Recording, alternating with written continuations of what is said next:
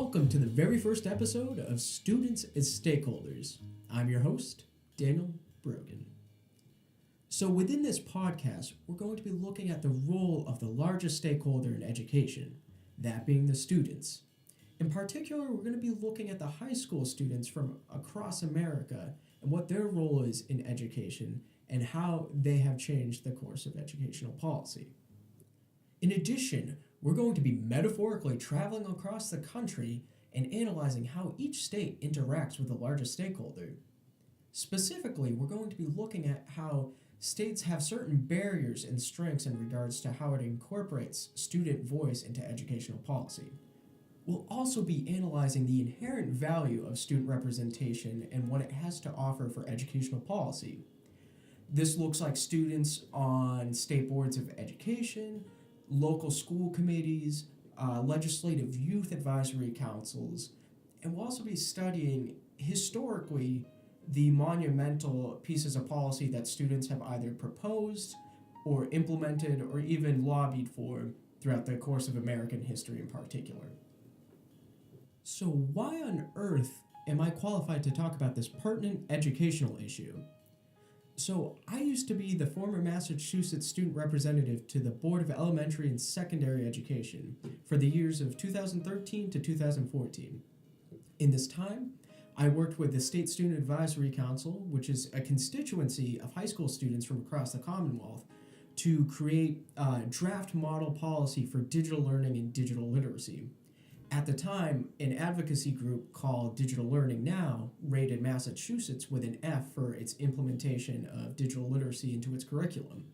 So we thought as digital natives that we had an incredible opportunity to advise the Board of Education as well as the Department of Education certain ways in which the state could better utilize implementing technology into the classroom that made sense for all stakeholders, especially educators that weren't necessarily trained to implement technology into the classroom when they first started.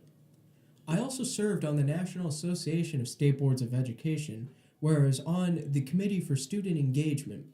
And one of the things that we really tried to work on during that time was to figure out what way can we most effectively engage the largest stakeholder in education, that being the students. And we figured out that when students truly feel like they have stake and connection to their community and the world outside of the classroom, that is when they're most empowered and most likely to thrive within the classroom as well. It was at this time that I began to realize that states didn't necessarily provide a comprehensive connection between the classroom and state agencies, whether this is the Department of Education, a state legislature, or the governor's office. Now, over the course of the last 6 years, I've been closely researching and participating in student representation in education. And the most astounding yet consistent result that I find when I do my research is that we don't provide a true place for students to be and participate within educational policy that affects them. And out of all the stakeholders, it affects them the most profoundly. And this might not exactly sound like a big deal at first, but let's put it into a different perspective. So consider a business. Their sole purpose in order to thrive is to ensure that its customers are satisfied with the product that it's producing. And if this business is losing its customers and losing its loyal fan base, then the first thing that any self-respecting business or company would do is that it would reach out to its stakeholders. In this case, it would be either the consumers or shareholders. And they would figure out exactly what the issue is. Now, we very seldom see this in the field of education, and especially educational policy on the state and federal level. Why are we not interacting with the largest stakeholder in education, who is most directly impacted by the educational policy that we're trying to implement?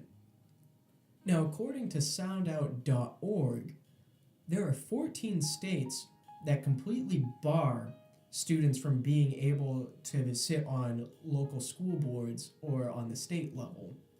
So imagine that a business that's failing is so against the idea of reaching out to its consumers that they bar them from participating or providing feedback with why the product is now faulty. How in the world can that be beneficial for either the company or, in the realistic case here, how is that beneficial for educational policy? When we completely reject the notion of allowing students to participate in policy that directly and consistently affects them every single day that they go to school, we are committing a profound disservice to our future. And it is so imperative that we actually incorporate their voices in a meaningful and effective manner that will truly benefit all stakeholders as a result.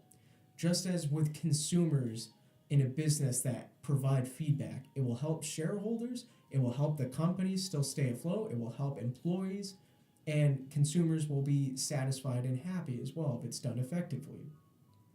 So this is why I want to examine the resistance that comes from policymakers as well as local leaders that are against the idea of having student representation in education and what their biggest fears are. But I don't like only looking at problems within our society. I'm a man that truly believes in the idea of when addressing a problem, you also have to propose a solution. And that's what this podcast is truly going to achieve. So with that in mind, let us examine the first state out of 50 on how students are engaged at the state level and local level with educational policy. So today, we will be examining the state of Vermont.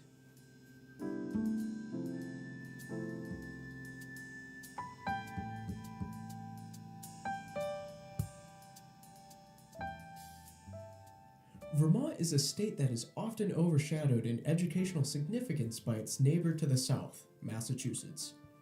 The Green Mountain State is one of the most progressive destinations within the United States, especially when discussing education. Vermont historically has been a state of firsts when it comes to schooling. They were the first to have a women's college, a school exclusively for teaching preparation. S.R. Hall, a resident of Vermont, literally wrote the book on teaching, as well as using the first ever blackboard.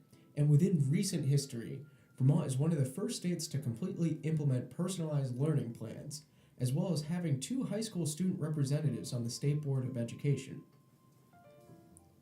As of right now, I am attending St. Michael's College in Vermont, and I am proud to call this amazing state my home away from home. Vermont is incredibly unique in regards to student representation and educational policy. Out of the 18 states that have student representatives on a State Board of Education, it is only one of 4 states that grants students full voting rights on board matters, and the only state in the nation to have 2 student representatives serving on the Board of Education. What makes Vermont even more unique is that there's a senior student member who has voting rights and a junior member that acts as a non-voting liaison. The junior member will serve a 1-year term and then will become the senior member the following year. It is the only state that requires a student representative to serve for 2 years. Additionally, there's always 1 male student representative and 1 female student representative by law. The 2 positions are governor appointments and are appointed based on the process of applications and interviews. Another aspect that makes Vermont stand out, and albeit this is more of a negative trait of the student representation, is that it is one of the only states to have active board members without any kind of tangible access to their constituents, that being the students. As I will talk about in future episodes, many states that have student representation also have some kind of a youth advisory council that either works directly with student representatives and or proposes recommendations to the agency of education. Now that we have a general overview of what Vermont looks like from the perspective of student representation, now let us inspect the current barriers and potential solutions for the state in order for there to be the most effective platform for students to utilize. The most glaring barrier, as I previously stated, is that Vermont has no youth advisory council, which poses significant challenges in terms of the student representative's ability to properly vocalize the concerns of the diverse population of students K through 12. It is also worth noting that when there is an absence of student constituencies, that doesn't mean that the student representative is incapable of fulfilling their obligations as a public servant, but it does, however, greatly hinder their ability to communicate with their fellow peers. The voice of a single student, by and large, contributes a considerably more robust dialogue of policy, but the incorporation of hundreds, if not thousands of students would be ideal in creating the ultimate policy that would benefit all stakeholders. Imagine that a student representative goes to a high school in an upper-class suburb that has plentiful financial and physical resources for the student populace. I would imagine there being great difficulty with the ability to converse with students from a high school that are from a lower-class rural environment that has abysmally low resources in comparison to the suburban counterpart. Again, it is not impossible that this conversation could occur in a way that is both comprehensive and timely, but a student attending high school full-time and attempting to find the proper connections on their own time to either travel or communicate with the diverse schools across the state would be a daunting task even for a career politician. Another barrier within the state is that there's a disproportionate population concentration confined within one county. To elaborate, Chittenden County, home of the state's largest city, Burlington, has roughly 160,000 people. To put this in perspective, the remaining 13 counties only have a population of 460,000 people. That means that roughly 25% of the entire population lives within one county, while the other remaining 13 counties make up 75% of the population. To demonstrate this contrast, the two least populated counties in Vermont are Essex County and Grand Isle County, both of which has a population of about 6,000 people apiece. These two counties only make up about 2% of the state population. Since there is such a concentration of the population of Vermont, a prevalent concern is that schools and students outside of Chittenden County are at a disadvantage because they lack the resources and the amenities that schools around the Burlington area have to offer. What makes this especially relevant for representation is that there is an actual challenge of ensuring that the concerns from all regions of the state can be handled with diligence. It is rather easy to only assume that the problems of where you live translate across the entire state. As a quick aside, I want to stress that this barrier is not just for student representatives or student representation as a whole, but I really do believe this is a barrier that any state struggles to overcome, due to a large population living in one city and the remaining communities potentially receiving less focus and allocation of resources. Another crucial barrier to consider, and this applies to anywhere, is ensuring that marginalized communities are represented and are able to have a seat at the table. Given that this is such an essential barrier not only within education, but within American society, I feel that it would be unjust to try to only make this part of a single episode. Instead, I will be dedicating an entire episode to this problem because I think that the solution proposed will only be beneficial if I can take the time to go into a more precise analysis of it.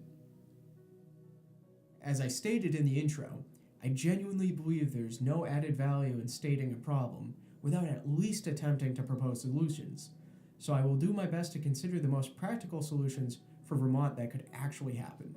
In terms of not having a student constituency, I believe the best approach that Vermont can truthfully take is by creating some sort of student advisory council. That is much easier said than done, though, so I will go into more detail that will best fit the needs of Vermont in order for such a council to be viably established. On the local level, there are pockets of student representatives on school boards dispersed across the state of Vermont. These students are a great starting point for having statewide connections and being able to paint a more complete picture of educational issues on the regional and local level for the state student representatives. But how do you find out what school districts have active student representatives? This seems like a difficult task at first, but it is simpler than it seems. This is where one could contact the Vermont Superintendents Association, as their website, vtvsa.org, provides contact information for every supervisory union within the state of Vermont. From here, it would be relatively easy to retrieve information for what school districts have students on school boards. When this information is compiled, An organization, state agency, or college should reach out to these students to work on creating and improving a draft that would ensure there is a sustainable student constituency in Vermont. This is my own personal bias here, but I would love to see St. Michael's College host such an event, but I do think the best place for these students to meet would be at the Agency of Education in the city of Barrie, right next to the capital of Vermont, Montpelier. This is a relatively centralized location for the state, which would make it easier for students to arrive and conduct business. Let's take a step back for a second. We have no idea how long it would be to establish the foundations of such a council from the ground up, and meeting in person would be incredibly time-consuming. The Constitutional Convention for the United States took a staggering 117 days of meeting before the convening adjourned, and trying to have students finish writing a constitution for an advisory council would likely take more than a single day. Instead of meeting in person, we can utilize the advent of technology that will be both time-effective and would virtually cost nothing. There are free online video conferences, such as Google Hangout, that provide people the opportunity to work on documents together in real time. But having an online conference starting from scratch would be a struggle for anyone, not just students. What if there was already a template out there for students to work off of? Now, other states offer comprehensive bylaws and constitutions for their organizations, whether it is the California Association of Student Councils or the Massachusetts State Student Advisory Council. There are resources that students can make great use of. And not to make a shameless plug here, but I have worked with previous Vermont student representatives to create a draft constitution that could benefit the needs of Vermont students, which I will post on my blog. danbrogan-education.blogspot.com. The best approach to advise a statewide organization is to start locally, and we have now achieved that.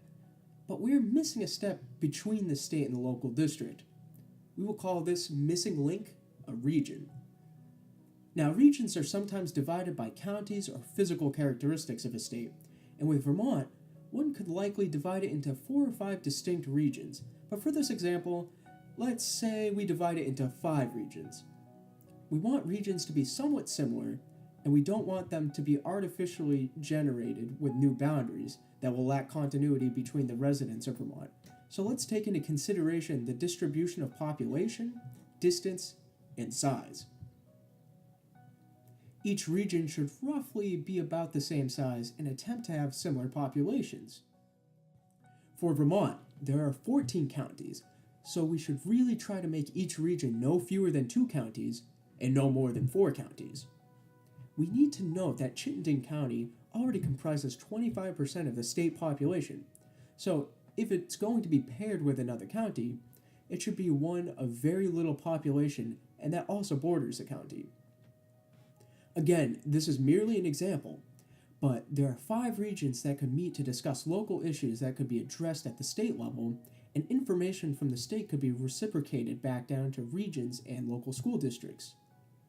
In this case, due to cultural connections, population spreads, and distance, the 5 regions would be Southern Vermont, which would be the 4 southernmost counties, Central Vermont, this would be Addison and Orange County, which I've provided a map on my blog for those that would like a visual as well.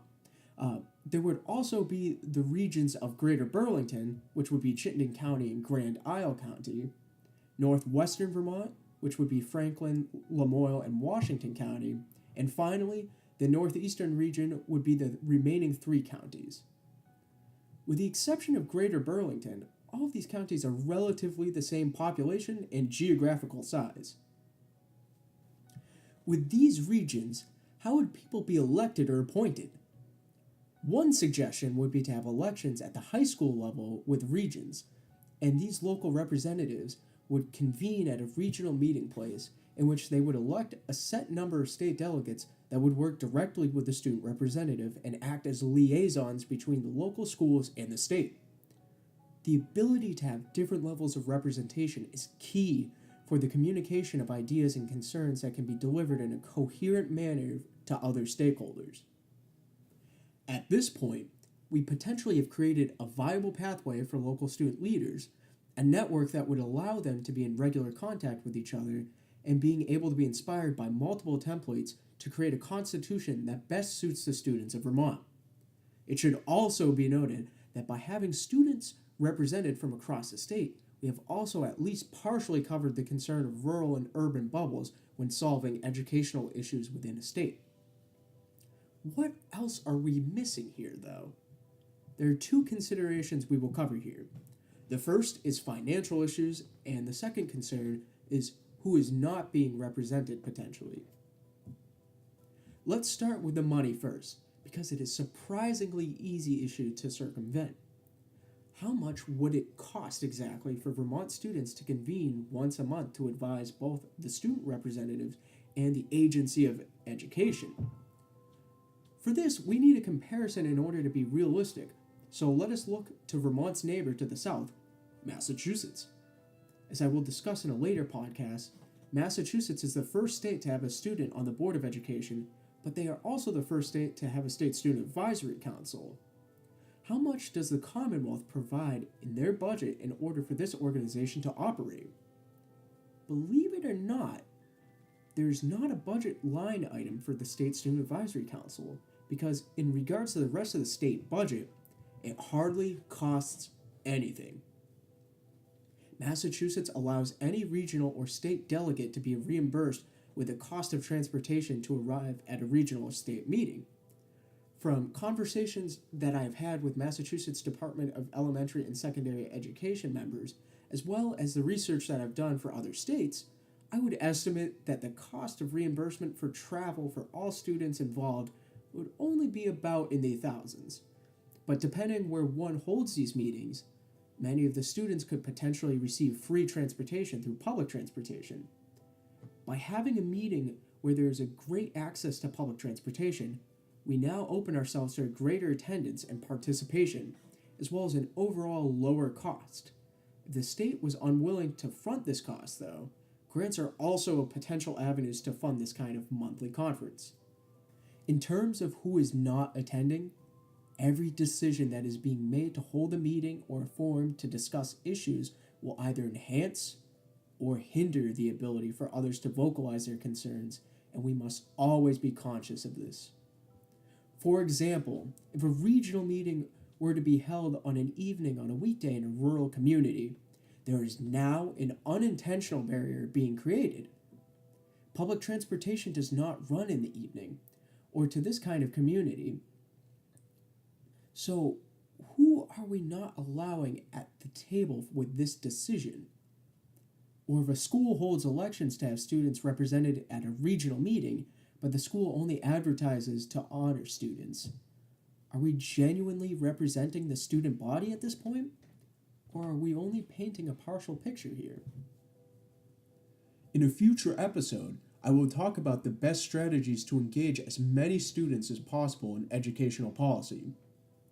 Admittedly, I don't think I have come across a single state that has been close to perfect at this, but there are elements from different areas that I think, if combined, would be incredibly powerful to empower all students. We are now nearing the end of this podcast, but before we go, I would like to summarize key takeaways and what we have learned here today.